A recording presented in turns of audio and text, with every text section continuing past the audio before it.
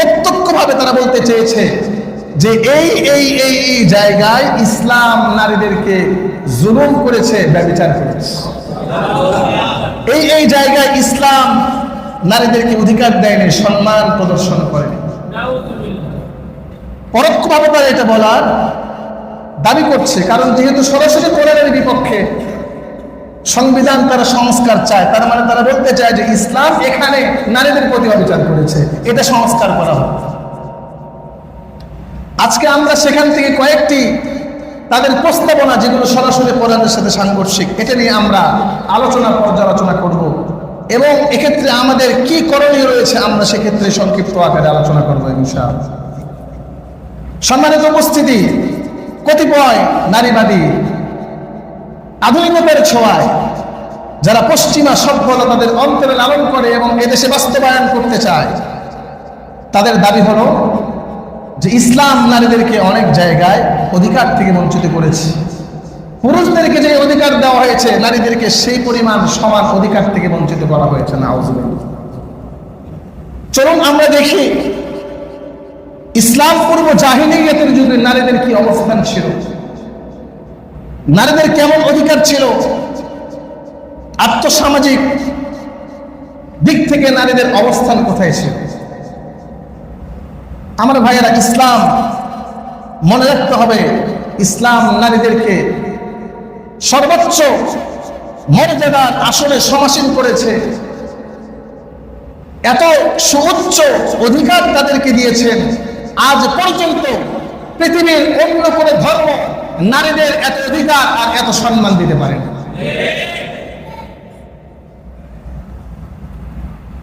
নারীদের জীবনের প্রতিটি ক্ষেত্রে নারী যখন কন্যা সন্তান, ইসলাম সেই কন্যাকে সর্বোচ্চ মর্যাদা দান করেছে। এ নারী যখন স্ত্রী হয়েছে, স্ত্রী হিসাবে ইসলাম তাকে সর্বোচ্চ মর্যাদার আসনে সমাসীন করেছে। নারী যখন বোন হিসাবে ইসলাম তার অধিকার তাকে ফিরিয়ে দিয়েছে। নারী যখন মা হিসাবে ইসলাম নারীকে পুরুষের চাইতেও বেশি অধিকার দান করেছে। সুবহানাল্লাহ। আমার ভাইয়েরা, ইসলাম পূর্ব জাহিলিয়াতের যুগ যদি আমরা দেখি,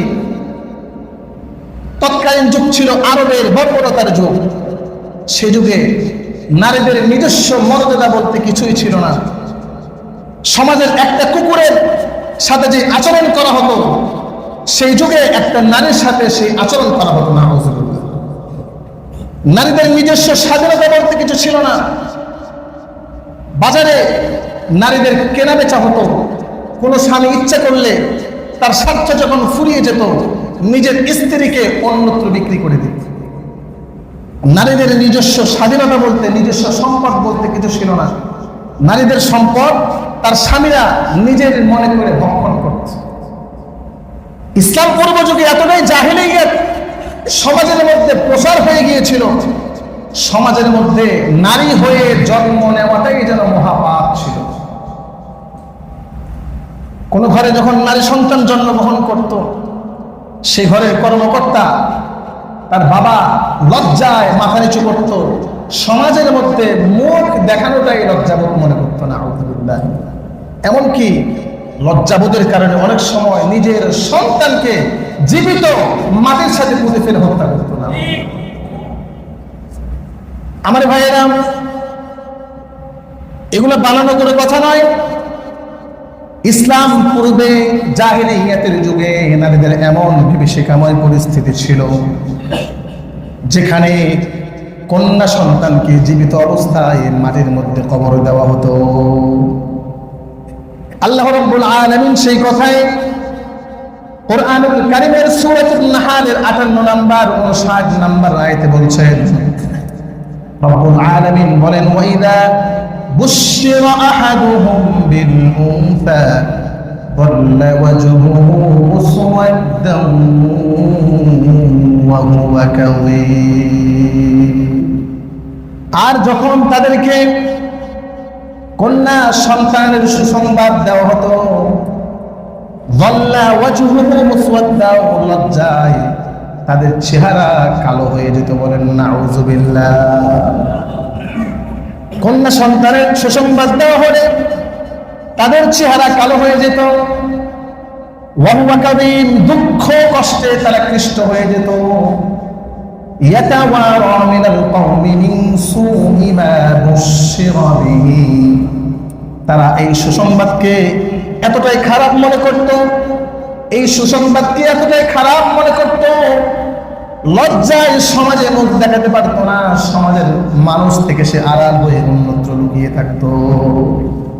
যে আমার কন্যা সন্তান হয়েছে, এটা তো আমার জন্য লজ্জা, সমাজে আমি কিভাবে মুখ দেখাবো। সে সমাজ থেকে এক সময় নির্জনে চলে যেত, আড়াল হয়ে যেত, লজ্জায় সে তার চেহারা দেখাতে পারতো না। নাউযুবিল্লাহ। তারপরে রব্বুল আলামিন বলেন, আইয়ুমসিকুহু আলা হুনিন আম ইয়াদুসসুহু ফিত তুরাব আলা সাআ মা ইয়াহকুমুন। এতটাই লজ্জাবোধ করত, সে চিন্তা করত, আইয়ুমসিকুহু আলা হুনিন, এই বাচ্চাকে কি আমি রেখে দেব নাকি জীবন্ত মাটির সাথে পুঁতে ফেলবো। সে দুদুল্যমান থাকতো, একে কি আমি আমার লজ্জাবোধ নিয়ে এই মেয়েটাকে বড় করব, নাকি আমি আমার লজ্জা থেকে বাঁচার জন্য, আমার মর্যাদা রক্ষা করার জন্য আমি আমার এই সন্তানকে এখনই মাটির সাথে পুঁতে ফেলব। হ্যাঁ, সে বর্বর যুগে হয়েছে তাই। অনেক কাফের জাহেলিয়তের যুগে তার ঘরে কন্যা সন্তান কেন এসেছে, এই লজ্জায় সহ্য করতে না পেরে নিজের মর্যাদার দিকে লক্ষ্য করে ছোট্ট ছোট্ট কন্যা সন্তানগুলোকে জীবন্ত মাটির সাথে পুঁতে ফেলে হত্যা করত। কাইস ইবনে আসিম রাদিয়াল্লাহু তাআলা আনহু একজন সাহাবী, ইসলাম ধর্ম গ্রহণ করার পরে রাসূলুল্লাহ সাল্লাল্লাহু আলাইহি ওয়াসাল্লামের কাছে এসেছেন।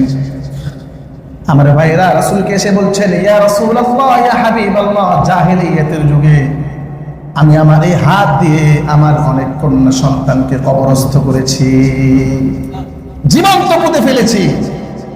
তখন তো আমি কিছু বুঝতাম না, ইসলামের আলো আমার মধ্যে প্রবেশ করেনি। রাসূলুল্লাহ সাল্লাল্লাহু আলাইহি ওয়াসাল্লাম বললেন, তুমি অনেক বড় অপরাধ করেছো, তোমার এই অপরাধের কাফারা দিতে হবে, পানিশমেন্ট করতে হবে। পানিশমেন্ট কি? প্রত্যেক সন্তান যাদেরকে জীবন্ত হত্যা করেছো, মাটির সাথে পুঁতে ফেলেছো, কবরস্থ করেছো, প্রত্যেক সন্তানের জন্য একটি করে গোলাম তোমার আযাদ করতে হবে। ইয়া রাসূলুল্লাহ, আমার তো গোলাম নেই, কিন্তু আমার অঢেল সম্পদ আছে, উট আছে। রাসূল বললেন, তাহলে শোনো, প্রত্যেকটা সন্তানের মোকাবেলায় তোমাকে একটি করে উট জবাই করতে হবে। সুবহানাল্লাহ। ইসলাম নারীদেরকে মর্যাদা দিয়েছে। সুবহানাল্লাহ। এটা ছিল বর্বর জাহেলিয়তের যুগে নারীদের অবস্থান। এবার আসেন হিন্দু সম্প্রদায়। আমার ভাইয়েরা, আমরা অনেকেই জানি এই হিন্দু সম্প্রদায়ে নারীদেরকে বলি দেওয়া হতো। বলি মানে বুঝুন তো, আমরা যেটাকে জবাই বলি, তাদের ভাষায় তারা সেটা কি বলে? বলি দেওয়া। তাদের ধর্মে সতীদাহ একটা প্রথা ছিল। সতীদাহ মানে একজন স্ত্রীর স্বামী যখন মারা যাবে, তাকে যখন চিতায় চড়ানো হবে, ওই স্বামীর সাথে সাথে ওই স্ত্রীকেও চিতায় চড়িয়ে তাকেও মৃত্যুদণ্ড দেওয়া হবে। এই প্রথা এক সময় হিন্দু ধর্মে চালু ছিল। ইভেন এখনো পর্যন্ত এই নিয়ম চালু আছে যে একজন মেয়েকে যখন বিবাহ দেওয়া হতো, পরবর্তীতে তাকে তার বাবার সম্পদ থেকে তাকে বঞ্চিত করা হতো। আছে না এখনো এই নিয়ম? অনেক জায়গায় এই নিয়ম আছে। বিবাহ হয়ে গেল মানে তার বাবার বাড়িতে, বাবার সম্পত্তিতে তার কোনো অধিকার। এবং এই হিন্দু সম্প্রদায়ে মহিলাদেরকে অনেক নিচু মনে করা হতো, নিকৃষ্ট মনে করা হতো। এটা হলো হিন্দু সম্প্রদায়ের অবস্থা। এবার আসেন বৌদ্ধ সম্প্রদায়। বৌদ্ধ সম্প্রদায়ে নারীদেরকে সকল পাপের জন্য দায়ী করা হবে। সকল পাপের জন্য মূল হোতা আর মূল দায়ী হলো এই সমাজের নারীরা। নাউযুবিল্লাহ। এবার আসেন ইহুদি সম্প্রদায়। ইহুদি সম্প্রদায় তারা মনে করত যে একজন সতীসাধী নারীর চাইতে একজন পাপিষ্ঠ পুরুষ 1000 গুণে উত্তম। নাউযুবিল্লাহ। এবং এই নারীকে তারা সকল পাপের আধার মনে করত। এবার আসেন খ্রিস্টান সম্প্রদায়। এই খ্রিস্টান সম্প্রদায় তারা নারীদেরকে জাহান্নামের দরজা মনে করত। নাউযুবিল্লাহ। নারীদেরকে কি মনে করত? এরা হলো নরকের ফটক, নরকের দরজা। এতটা খারাপ মনে করতো তারা নারী সমাজ। চীন